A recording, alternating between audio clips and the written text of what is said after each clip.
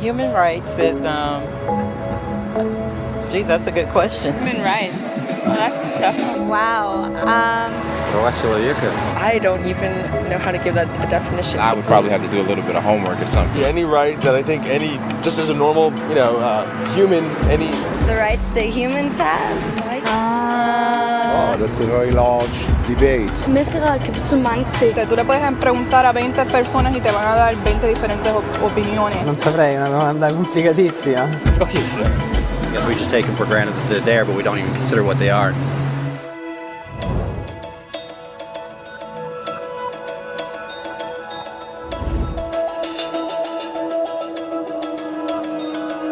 Human rights are the rights you have simply because you're human. It's how you instinctively expect and deserve to be treated as a person, like the right to live freely, to speak your mind, and to be treated as an equal. There are many kinds of rights. Most apply to a certain group. But human rights are the only ones that apply to absolutely everyone, everywhere. That means kids, old people, poor people, basketball players, garbage men, rappers, teachers, Africans, Indians, Albanians, Christians, Muslims, Kabbalists, atheists, your mom, your dad, your next door neighbor, and you all have the exact same human rights. In other words, they're universal. But the question remains, what are they? Name the human rights? What the human rights are? The right to live. Equality between all peoples. Right to religion, the right to... Is there supposed to be a list somewhere I should be aware of? According to the United Nations, there are a total of 30 human rights, which are usually lumped together and called simply human rights. They're all listed out in the Universal Declaration of Human Rights, which is the world's most widely accepted document on the subject. But it was a long time in coming. At first, there were no human rights. If you were in with the right crowd, you were safe. If you weren't, well, you weren't. But then a guy named Cyrus the Great decided to change all that. After conquering Babylon, he did something completely revolutionary. He announced that all slaves were free to go. He also said people had the freedom to choose their religion, no matter what crowd they were a part of. They documented his words on a clay tablet known as the Cyrus Cylinder.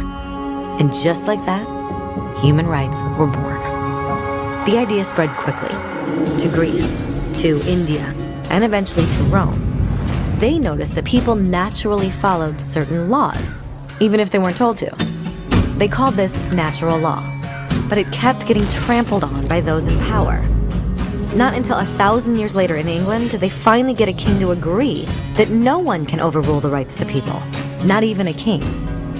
People's rights were finally recognized, and they were now safe from those in power. Kind of. It still took a bunch of British rebels declaring their independence before the king got the point that all men are created equal. Which isn't to say he liked the idea, but he couldn't stop them, and America was born. The French immediately followed with their own revolution for their own rights. Their list was even longer, and they insisted that these rights weren't just made up. They were natural. The Roman concept of natural law had become natural rights.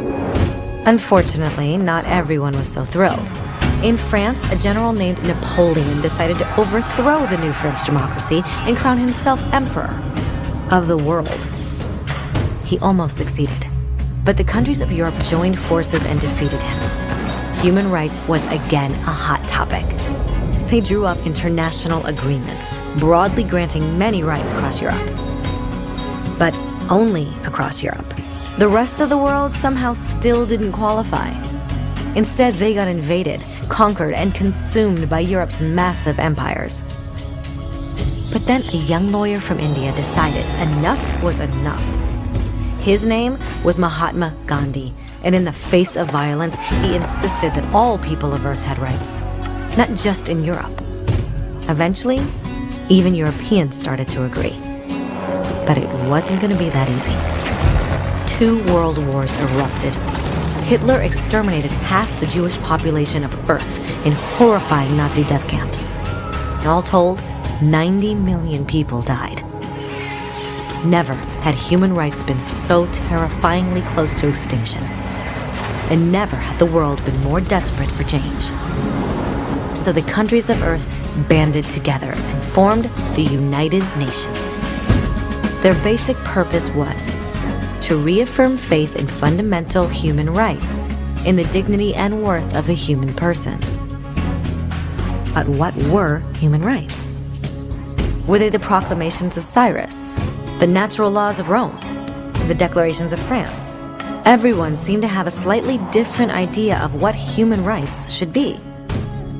But under the supervision of Eleanor Roosevelt, they finally agreed on a set of rights that applied to absolutely everyone. The Universal Declaration of Human Rights.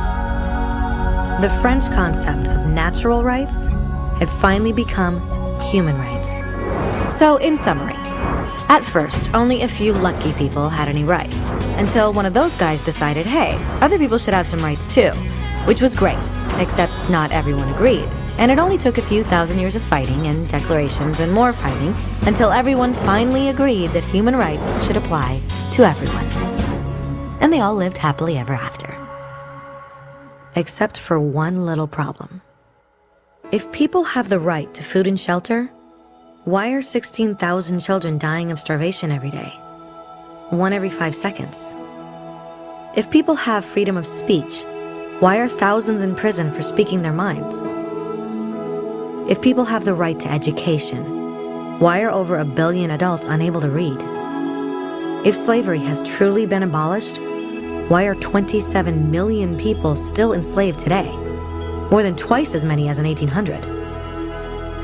The fact is, when it was signed, the Universal Declaration of Human Rights did not have the force of law. It was optional. And despite many more documents, conventions, treaties, and laws, it's still little more than words on a page. So the question is, who will make those words a reality?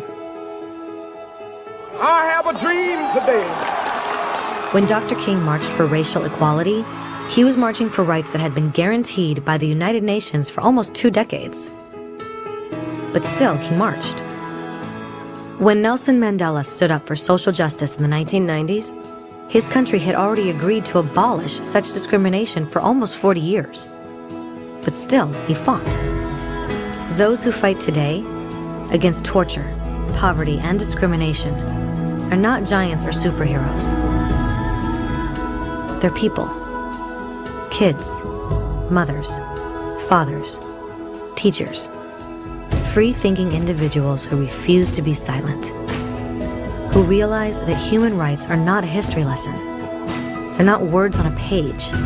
They're not speeches or commercials or PR campaigns.